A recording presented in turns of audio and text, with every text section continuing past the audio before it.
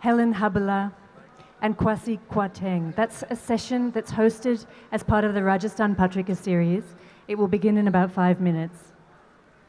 Meantime, at 5 o'clock as well in Charbagh, you have Billions of Entrepreneurs, How China and India Are Reshaping Their Future.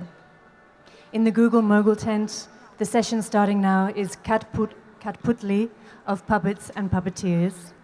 In the British Airways Baitak, there is the first Farangis in a strange kind of paradise. In the Mahindra Humanities Durbar Hall, starting now, the session is called Toxic Legacy, the Bhopal Gas Tragedy. And finally, in the Ford Samvad, the session going in now is Poetry Hour, 7 by 7, Kavita Niranta. Here at the Rajniganda front lawns, the session is Reading Africa, Writing Africa. Please stick around and join us for the next hour.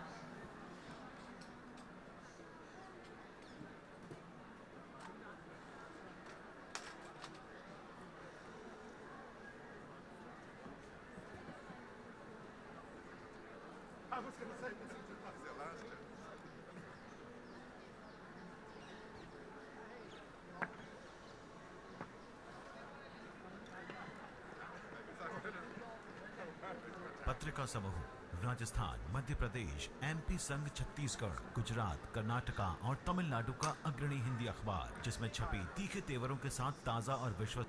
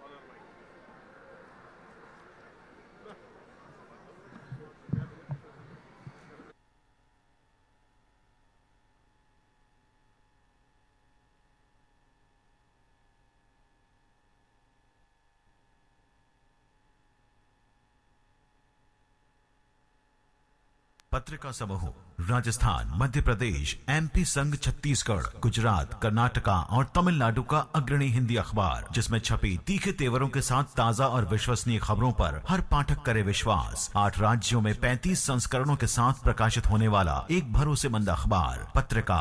The management work for number one leadership in the whole country. Rajasthan Patrika ने पूरे विश्व को जोड़ा है। बधाई देती हूँ मैं आपको। पत्रिका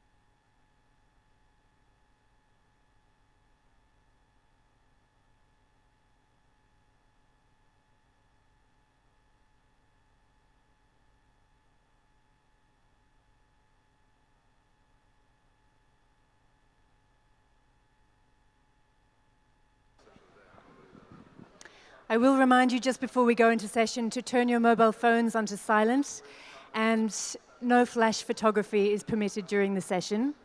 There will be signings again at the end, so do feel free to go to the bookshop, make a purchase, and then head over to our book signing area in the far left corner here at the Rajnigandha front lawns. We'll follow the standard schedule in terms of around 50 minutes of conversation, and we'll leave around 10 minutes for Q&A with the audience at the end. So, this session is proudly presented by Rajasthan Patrika, Reading Africa, Writing Africa. Please join me in welcoming Damon Galgut, Mark Gevisser, Hisham Matar, Helon Habila, and Kwasi Kwarteng. Let's give them a warm round of applause. Thank you very much. Obviously, I'm very pleased to be here.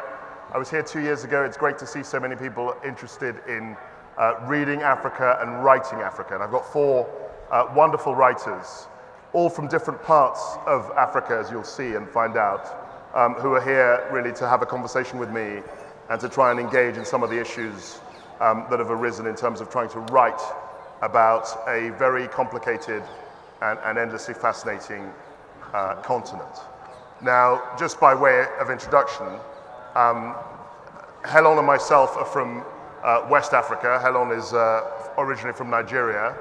My family is from Ghana, although I now live in London and I'm British. I work in British politics and I also write. Damon and Mark are from South Africa, which is obviously a slightly different part of the African continent with its own traditions. And Hisham Matar is from North Africa, from Libya. So that's another different perspective. And what I want to do at the beginning is just to introduce everyone and let them speak for themselves, really, just very shortly. And then we can engage in what I think will be a fascinating conversation and debate. So Damon, you are obviously South African. You were born in South Africa. Would you like to tell us a bit about how you became to be a writer and what it means to be a writer in what is a relatively new country? Yeah, I mean, in some ways those are unanswerable questions. I was born in 1963 in Pretoria in South Africa. Yeah. I've published 8 books to my own astonishment by now. The first one published I think in 1981 if I recall correctly. My books have really bounced all over the place in terms of what they're trying to cover. Not in a random way. I think it's been important to me as a writer not to cover the same ground twice if I can help that. So I've always tried to find a new subject and a new way to approach that subject. So some of them you could say have political weight to them, and some of them are far more personally weighted. I'll leave it at that. Well, we'll come back to, I mean, what it means. I mean, obviously being born in 1963, Yeah. the first part of your life was under a heavily segregated apartheid regime, and it would be quite interesting to hear from you in terms of how South Africa has changed. Helon is from Nigeria, but you're now based in America. So do you want to tell us a bit about that journey in terms of how you've developed as a writer? Well, thank you for the introduction, and it's great to be speaking to so many people. This is like the largest crowd I've ever read or talked to at a festival, so it's great to be here. My first time in India. How did I develop as a writer? I think the best answer would be to say that I started, from reading, from listening to folk tales. One has to understand how stories work. You have to love stories. You have to understand the world itself in terms of narratives. Sure. So I was lucky to grow up with a mother who told me folk tales, started enjoying stories, and then from there went on to become a reader. Yeah. Nigeria is a country that has lots of writers. So there's a tradition already existing before I came along. And I enjoyed reading them, and from there I wanted to become a writer, and I went into And writing. Mark, I mean, you're from, but not from Pretoria. You live I'm in from Cape Town. Johannesburg. I live You're in from Cape Town Johannesburg. now. I was born in 1964, just a year after Damon. I don't want to embarrass everyone by saying which year you were born in. You mustn't feel you No, have well, to... 1964 is interesting because it was the year that Nelson Mandela was arrested. Sure. The Rivonia trial happened, the descent into darkness of high apartheid. I began as a novelist when I was studying in the United States, and went back to South Africa in 1990 because I was also a journalist. It was the year Mandela was released. You couldn't be anywhere else. I realized that I knew nothing about the country of my birth because of my sort of atomized white South African identity. And rather than finishing the novel, threw myself into being a journalist, which is really what I've been for most of my career.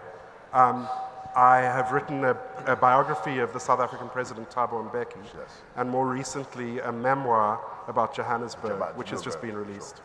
And Hisham Atta, I want to bring you in at this point, because obviously we've got two South African writers, and Helon and I are very much from the West African tradition. You live in, or you've lived in Libya, and you're a very highly distinguished writer in the Arab world. I just wanted to hear about your experience growing up as a writer in Well, Libya. first of all, I'd like to just say how wonderful it is to be here. It's my first time in India, and it's just fantastic. So thank you. Thank you for India. And that gets a round of applause. But also the added to that is the pleasure of sharing the podium with such esteemed colleagues that I've read over many years. I come from Libya. I've written 2 novels, and I suppose my novels, although they're not necessarily about Libya, or they haven't set out to chronicle Libya, they are implicated in Libyan history. And I think this is maybe something we will touch on later, but coming from a country like Libya that is part of Africa, but also part of the Middle East, you are in a sense part of a continent and a region that have such perhaps a particularly disruptive, traumatic contemporary history. And so when you're born into them, you're born, as we are all born, we're all born into stories and we're born into histories, and so you try to capture that thing that Italian author Gramsci writes about, the attempt to try to find an inventory for the present. No, how did I get here, right?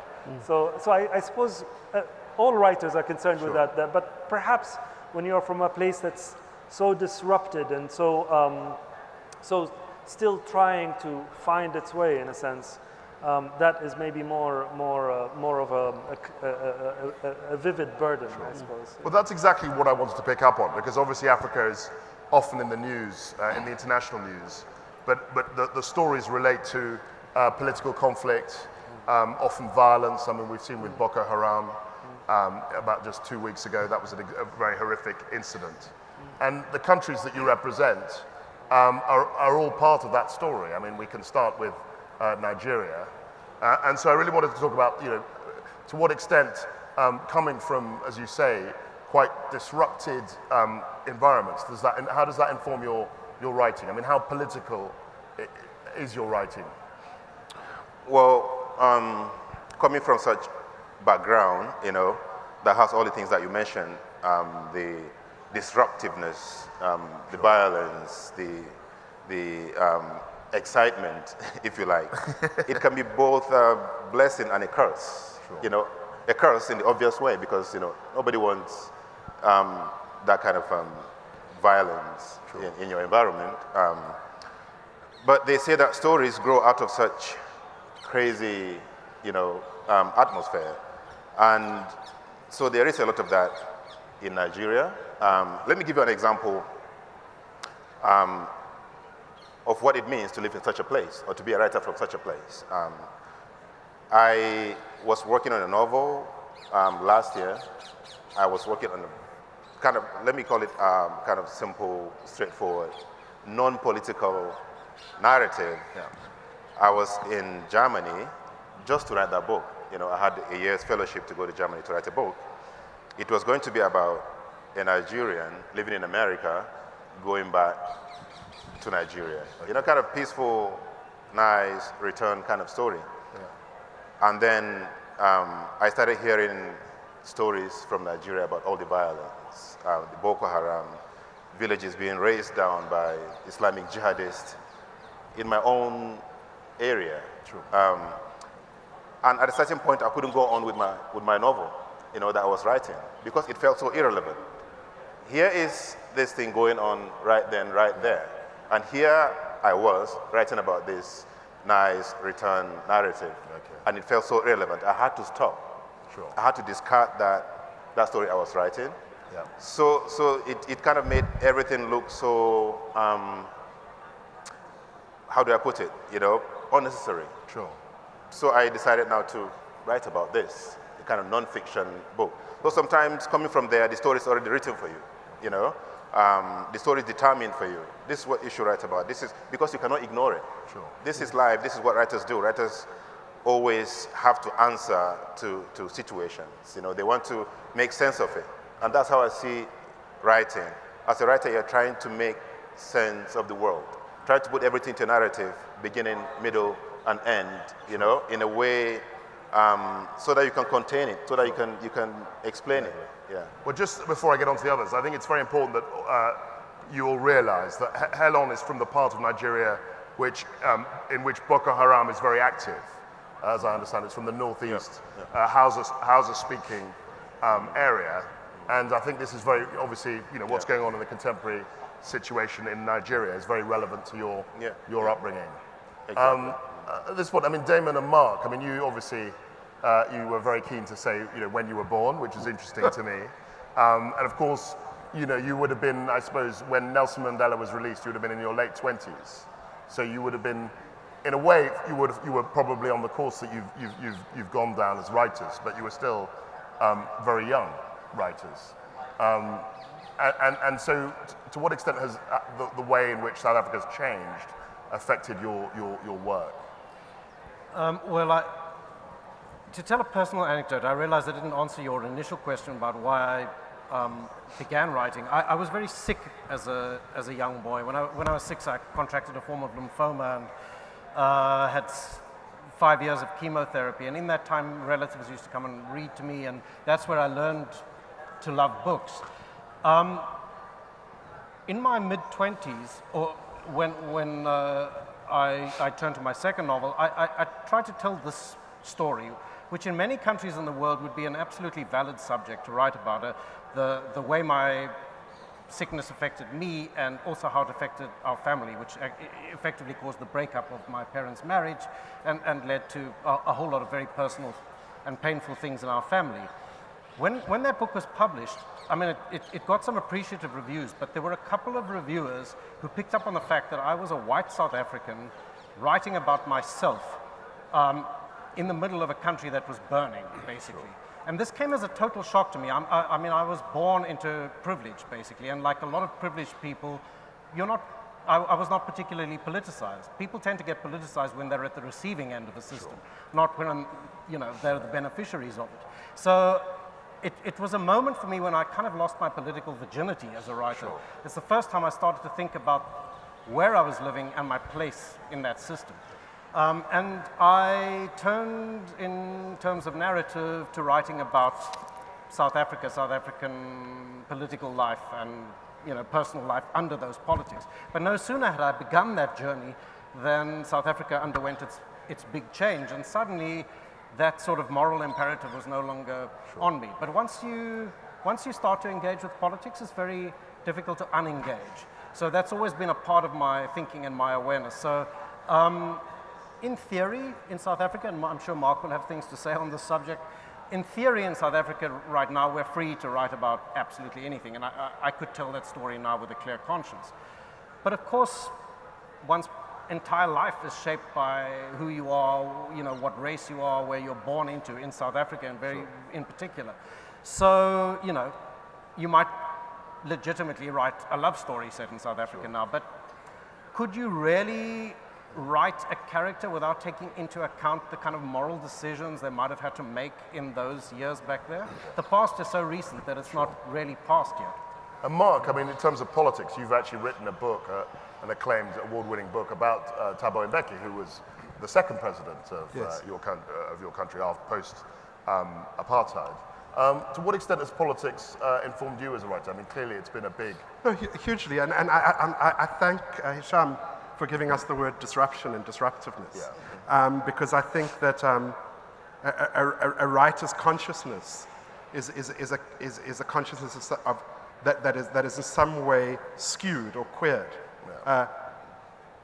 People who slide through life without disruption, I'm not convinced, write very interesting things. Whether that disruption is the kind of personal disruption that Damon was talking about with his illness, or the kind of political disruption that we've all experienced in our homelands. And as a child, I was conscious of this disruption. And I've told a story, forgive me if you've heard the story already today. It begins my memoir. It's a story of how when I was a little boy, I was obsessed with the map book, the street guide to Johannesburg. And I would play this game called Dispatcher, where I would dispatch an imaginary courier off all over Johannesburg from my little suburban redoubt, giving goodies to an address I found in the phone book. And inevitably, I found a black name in the phone book. Very few, because very few black people had telephones. And I was absolutely shocked to discover that this black person lived in a place called Alexandra that I'd heard of, but that Alexandra was on the next page of the map to where I lived. I was on page 77 and Alexandra was on page 79. Even more shocking was the revelation that there was no mapped way between page 77 and 79. There was a disruption, a border. A little bit later during the Soweto uprising, as a nerdy map kid, I went to the maps to find out where Soweto was, the 1976 uprising, youth uprising, and Soweto just wasn't mapped at all. And I feel that what drew me to my creative work was trying to deal with that disruption. And in the process, one discovers not only borders and frontiers, but borderlands, and it's from that position of a borderland that I think I write. And just going back to you, I mean, in terms of the two South African writers here, I mean, to what extent do you think your writing has changed as a direct consequence of the last 20 years? I mean, because you're very interesting in terms of your ages, because you were already on the route to becoming writers, even before, even in the old apartheid regime. But of course, because of the massive disruption, the change that's happened, you've had to respond as writers, presumably, to the change. So how do you think things would have been differently if this hadn't happened? I mean, how have you been changed by the politics of your country? The first seriously political work about South Africa I read, I had to wait till I got to Yale University to read, because it was banned in South Africa, and I wasn't sort of deep enough in anti-apartheid activist circles to have found it, age 17, was Steve Biko's I Write What I Like. And Steve Biko was a black consciousness leader in South Africa, and one of his ideas, which is not necessarily original, but which he framed very powerfully, was how oppresses the oppressor too, and how, democracy and liberation liberates the oppressor as well. And I guess I feel hugely liberated by being a citizen of a country where everybody has equal rights, at least on paper, maybe not socially, and where I, as a gay man, because in South Africa same-sex marriage is legal, and my partner, who is a man of Asian descent, and I are married, and there's a sense of huge liberation and an unbelievable gratitude that cannot but empower my writing. There's an odd thing about the writing that emerged from apartheid, which is that, on the one hand, I mean, speaking kind of amorally, it's a kind of a gift to writers to have a theme like that. I mean, some really enormously powerful books have come out of the South African apartheid time. But of course, what it also does is it imposes a very particular narrative. Or rather, let me say, it imposes a very narrow range in which narratives can operate. Sure. So, in effect, you're confined to a particular set of moral gestures, and you can use your imagination and vary the gestures, but you can't really move out of that range. Okay. Whereas, when the changeover happened, when South Africa's big shift occurred, that range opened up. Okay. And for me, I saw, if you like, a gap, something that had not been written about. The new South Africa had not been covered. The old South Africa was being covered to death.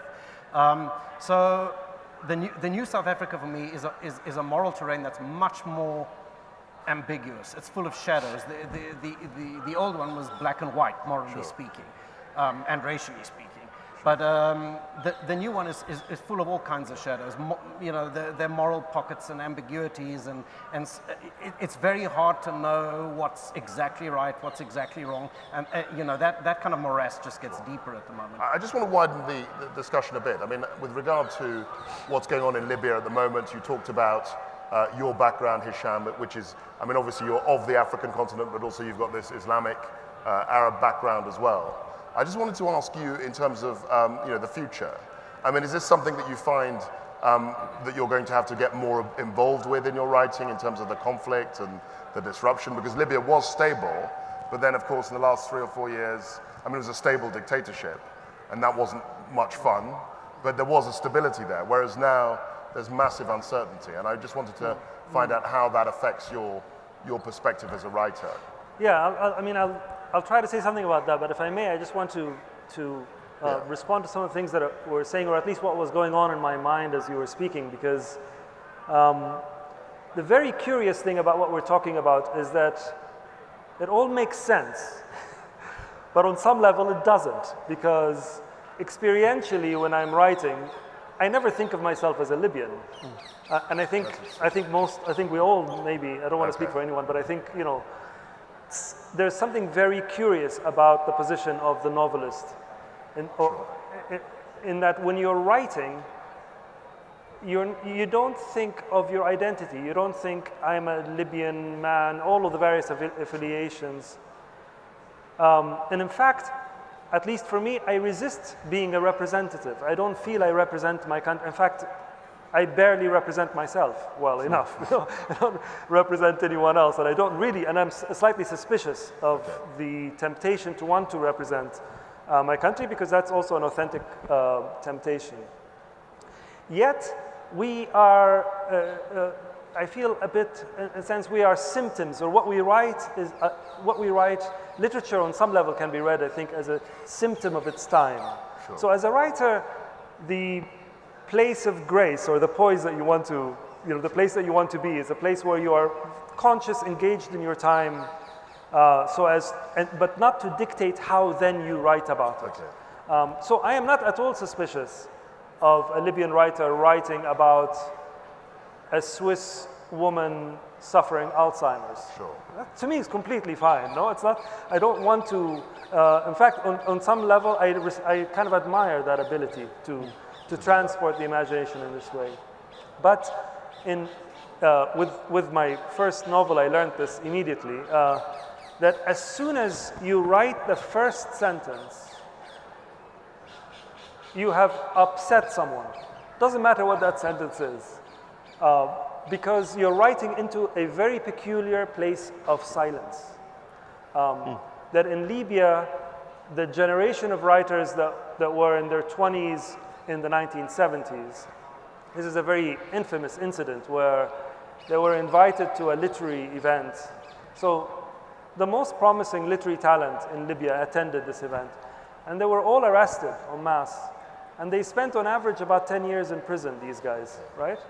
And at the same time, books were burnt, books were banned. So there was this a very powerful sense of literary silence in Libya. So when you come as a young Turk, as myself, born in 1970, so just so everybody's clear, and you come and you and exactly, hello, you have to tell us that. But and you write, the first sentence. Yeah. You're writing in the place of many other sentences that have been obliterated, erased. So you are implicated into a whole series of events.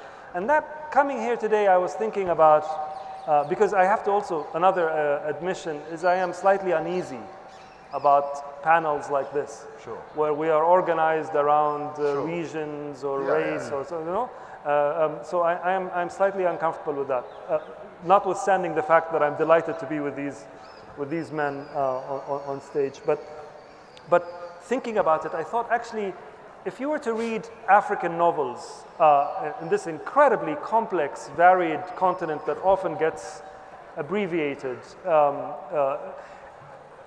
there are some characteristics in at least a big section of the novels, and they are, maybe we can say they are novels that are hyper implicated into history. And I think all novels are actually. That's right. All novels, even if you write a novel about two people in a room and who don't see anyone else for the whole novel, you can't escape history. But I think in Africa, history is just the material of it is much more. But the thing that struck me about what you're talking about is that all the incidents you've referred to are highly extreme events. I mean, having a dinner party or a literary party and then finding that all the writers are arrested. Yeah. I mean, that's unusual. That doesn't happen. And also, the consequence of writing. Yeah. I mean, I remember when my books were banned in Libya, my books were banned, but my name was banned. Sure. This name that I've always thought should be innocent of me. Sure.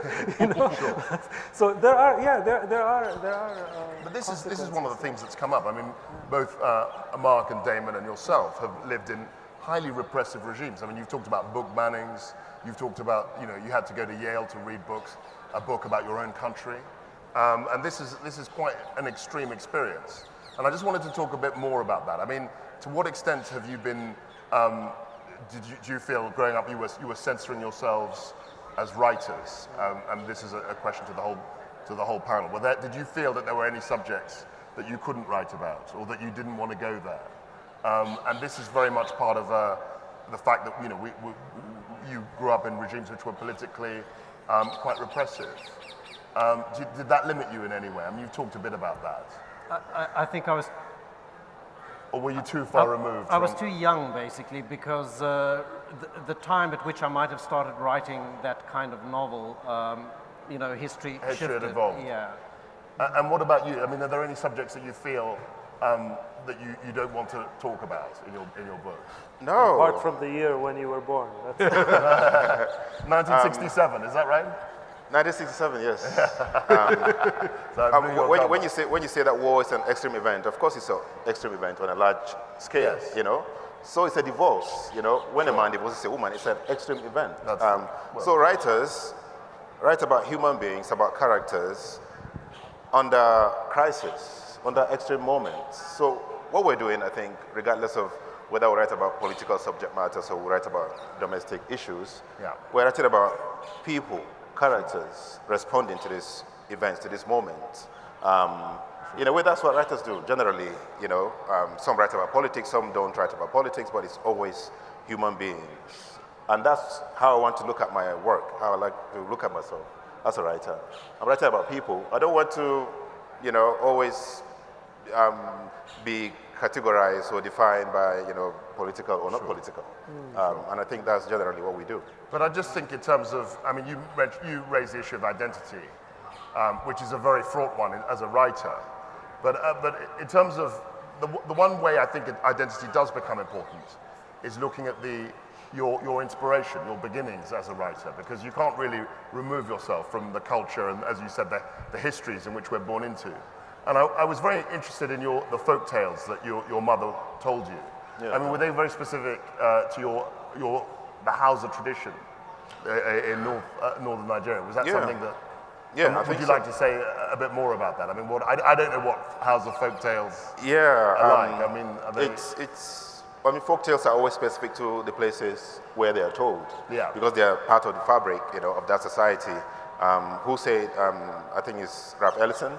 Yeah. That you can never be a writer until you understand the folk tales, of your place. Of your place. This is the fabric. This is the spirit.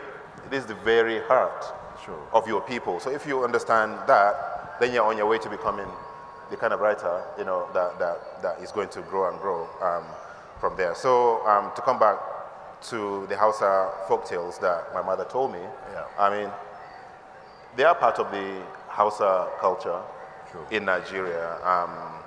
And it makes me understand how people think, the people from that place. And by extension, people everywhere. Then from there, I went on to read books, novels. First of all, novels in Hausa. Then later English. So Hausa is my first language. And one thing about Hausa is that it is largely, it's related to the Arabic. It's just like Swahili. Okay. You have lots of the Arabic in Hausa.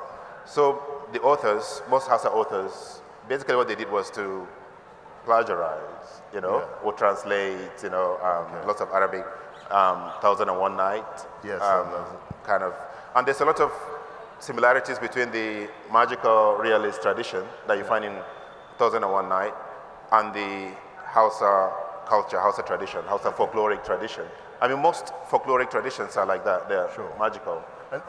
And just further to that, I mean, did you ever think about maybe writing in Hausa? I mean, I don't know how, was that something that you considered or was a possibility? Or? I was talking to a friend about this, and I get asked that a lot, why don't you write in your first language? Why do you write in English? Of course, the shortest answer is I write in English because I can.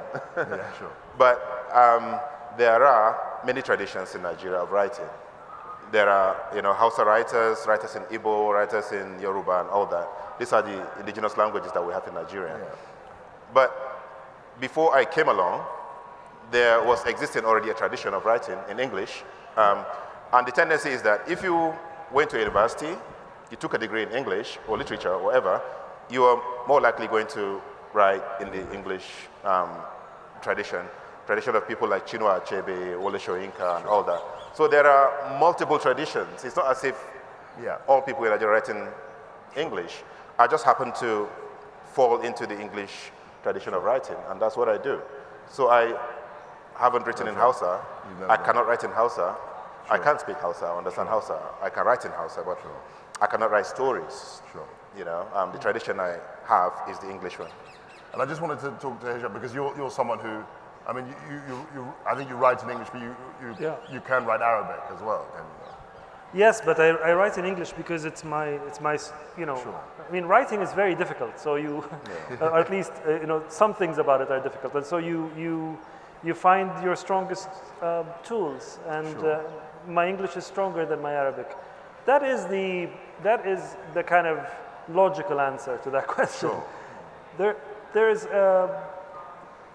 another answer that I haven't discovered yet. So I mean, the honest answer is I don't know why I write in English. I know practically I write in English because it's my better language. But how did you evolve as an English writer? Because obviously you were working at some level before in different literature, the way that Helon had these different traditions as well. Well, my education was mostly in English. I think that has a lot to do with it. And when I was a young boy, my passions were music and poetry. And I thought maybe I'll be a musician or maybe I'll be a poet. I never thought of literature as anything outside of poetry. I still think that that it is the high literary form, and I know that maybe that's not an objective view, but it's just it's how I grew as a reader. And so when my education switched from English to from Arabic to English in my early teens, that was really the time when I was starting to read novels. And so my engagement as a reader with novels is very much through English, whereas in poetry it's very much through Arabic. Sure. I just wanted to talk about, because obviously, we're talking about multiculturalism, really. We're talking about different cultural traditions, which something that's very clearly part of the South African experience as well.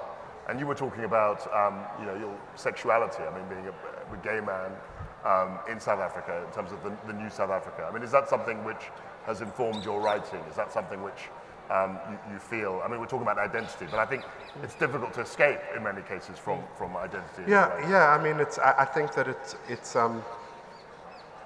it's affected my writing in many ways. Firstly, if I think back, it's probably the reason why I needed to play dispatcher, to get out of my very safe suburban redark, because there was a way that even though I had this very comfortable, privileged childhood, I didn't belong. You didn't belong. I was different, and I needed to kind of escape. Sure. And maybe I used imagination and words to escape. So I think that has a lot to do with it. I suppose what I was thinking about multiculturalism as well, something that Helen said that I want to think about is, or that provoked me, was about how you need to know the folk tales of the place, of your place. And I guess when you said that, I thought as a white South African who is most emphatically a South African, but is of Jewish descent, what are the folk tales of my place? They're from Lithuania and Eastern Europe. I mean, those are the folk tales I got from my grandmother, but I was raised in South Africa, and I was raised by black women who had their own folk tales and who told me their folk tales too.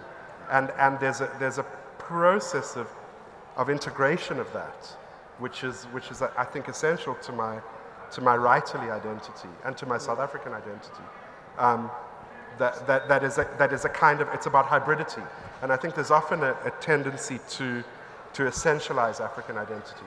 Not that some people don't have very strong national identities, a strong Hausa identity, or a strong Ashanti identity, or a strong Zulu identity, but particularly those of us who are African and who come from cities, or who come from places where there are many different people. Africans have moved a lot over the centuries. Sure, that's right. Have developed a kind of a hybrid and ever-changing identity, and there's something about the fixity of some of the ways that Africa is described that perhaps because of who I am, I find very limiting. And what about you, Damon? I mean, how conversant are you with the folk tales of Pretoria? The folk tales of Pretoria are perhaps not worth repeating. I share quite a lot of Mark's background. I'm also of Lithuanian Jewish descent. I'm also a gay man, and gradually those aspects of one's identity become more valid, I think, as history moves on. I mean, in my newest book, I felt free to write about E.M. Forster and the writing of Passage to India, because it reflects aspects of my own identity. That's not a book that I could have written legitimately under apartheid times. It would have elicited the same reaction that my earlier book did. So could you just spell that out again? You just feel that you couldn't write about E.M. Forster because that's self-indulgence? The personal has become valid again, as opposed to the political, if I can put it like that.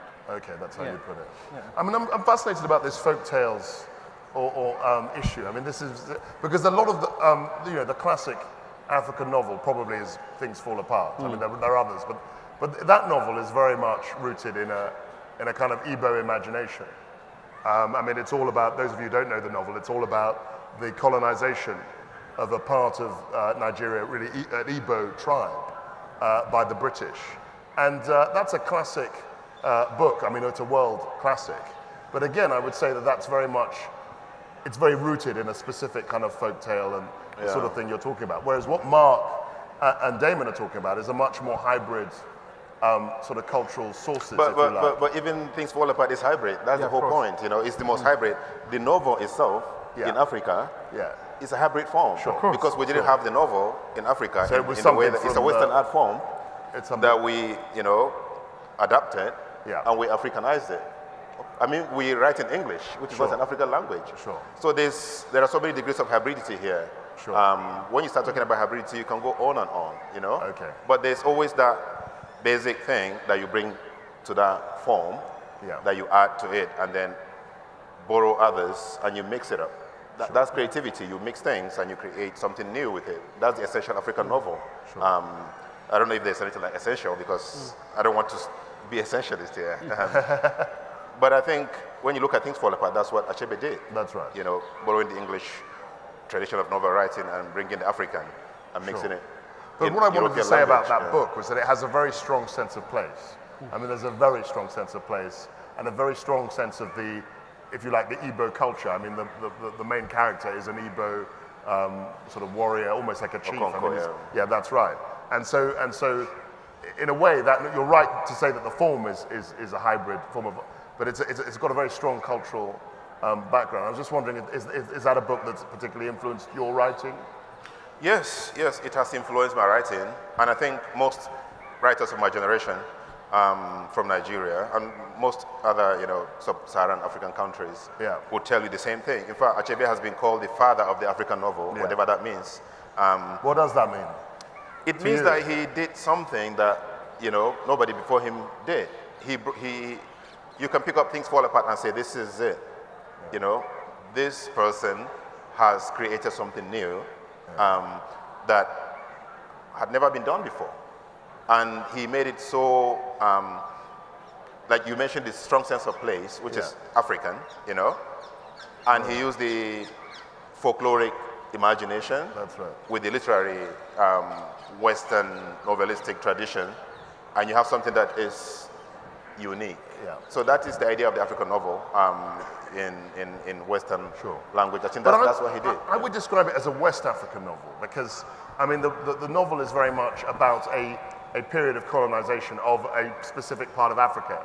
I mean, it's not something perhaps that, I mean, I know, but let's explore this question. Is it something that extends across the whole continent? I mean, people talk about...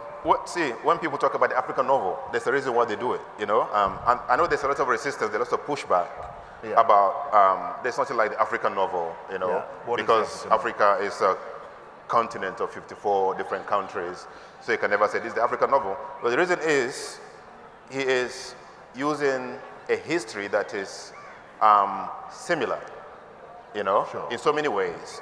When you say, for instance, 1960 is the year of independence for most African countries, that is because of that, Most countries, I know Ghana got independence in 1957. That's right. Nigeria 1960, Kenya, I think 1960 or so, but most African countries got independence around the same time. Most of them have the same history. They were colonized by the British or the French, by European powers. Most of them write in these European languages, so there's all that.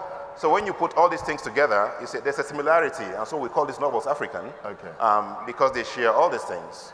So it doesn't mean that they all do, but most of them do share the same. So this is quite an interesting debate. I mean, is this something, the African novel, is that a concept that you guys...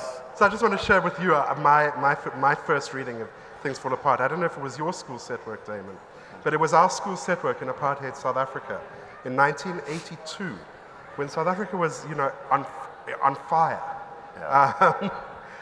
We studied Things Fall Apart in an all-white school, and we were taught it entirely outside of the context of what it might mean for us as South Africans in a country that was finally resisting a form of colonialism.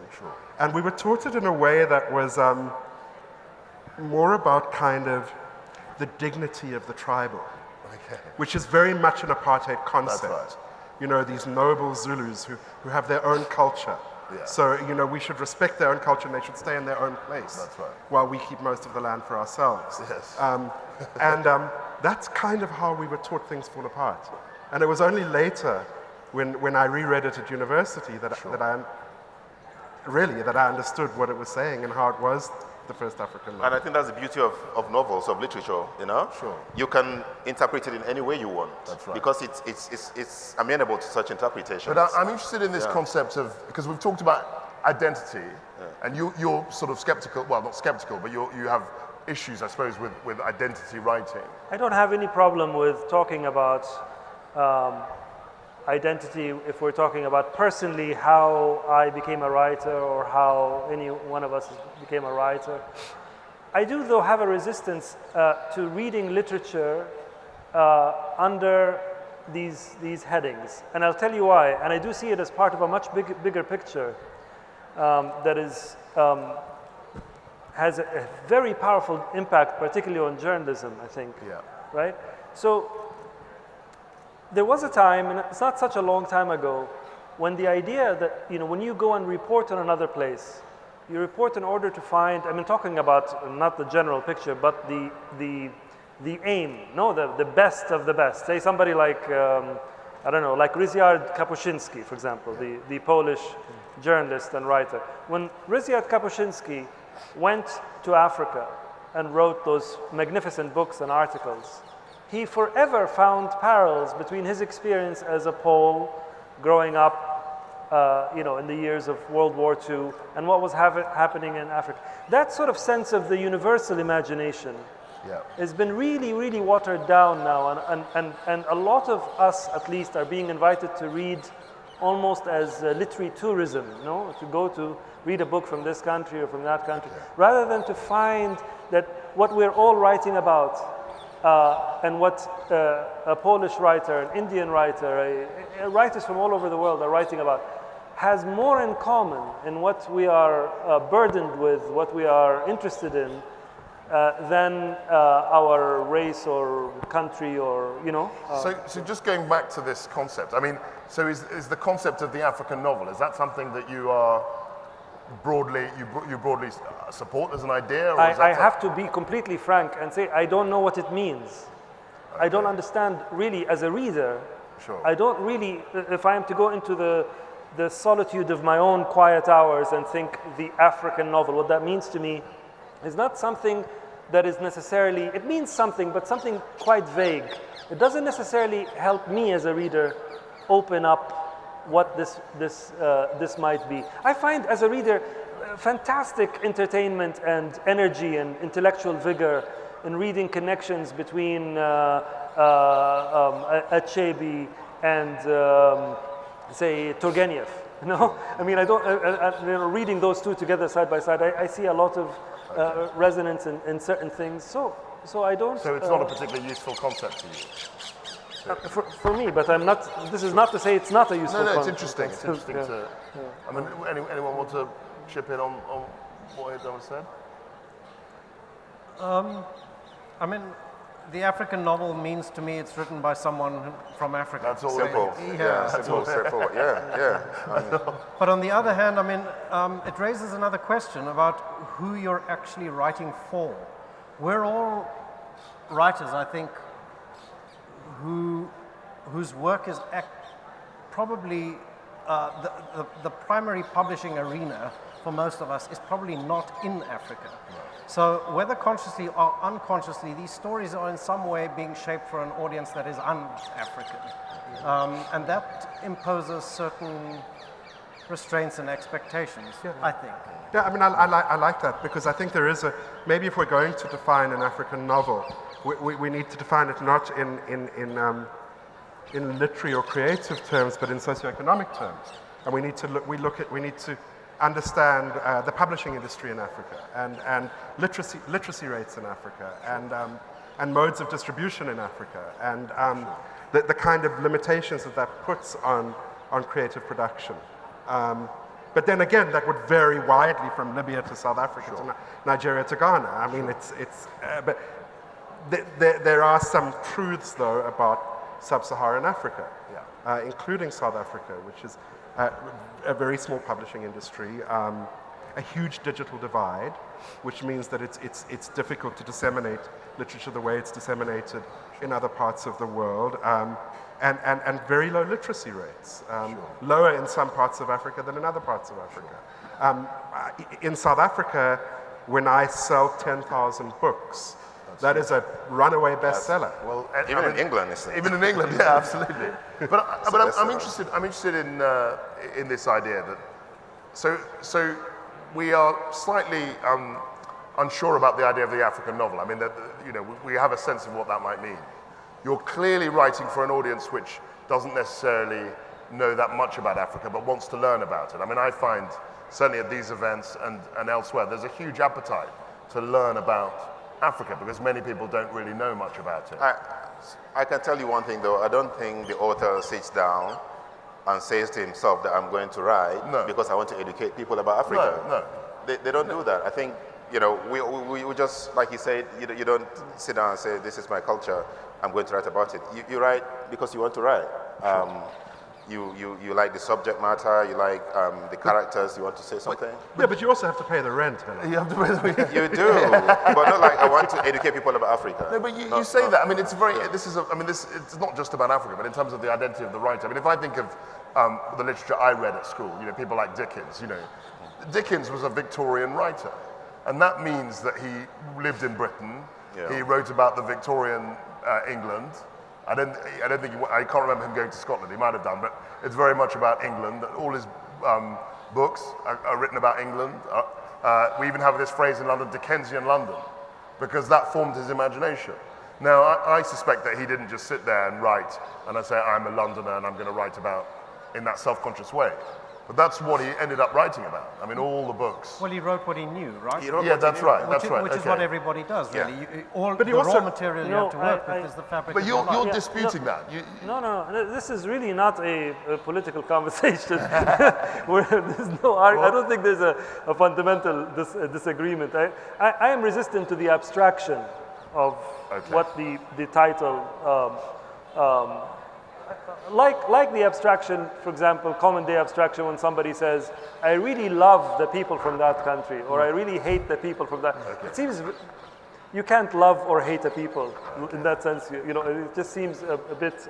So I'm resistant just to the abstractions. But I think what you are touching upon is something very interesting in I think the DNA of what literature is. Yeah. That we are often told that you go to books to learn about the world, to learn things that you don't know. But actually, I think most of the times, the really golden moments of reading, at least in my personal experience, is not when I find something I don't know. It's when I find something that I know. So the moments that I am riveted in my reading is when there are moments of recognition. It's as if I have forgotten that part of myself or that experience. And this writer has put it in such an eloquent, beautiful way. And therefore, it's a moment of recognition. It's not a moment, so that is a very universal quality. And you'll find that in Turgenev. You find that or in all over the world. I'm going to just throw it open. I think we can have maybe a couple of questions. But if you do have questions, please stick your hands up high.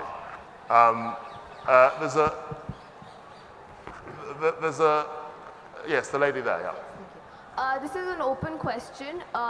You all come from places which have experienced a share deal of turmoil, like Libya, Nigeria, or South Africa. So to what extent, consciously or subconsciously, does a personal bias enter into your writings?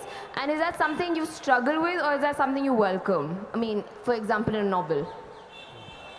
To what extent? I mean, it's a sort of theme that we've been discussing, but I don't think you can get away with it. I mean, to what extent does what is actually happening politically now affect you as a writer in your country?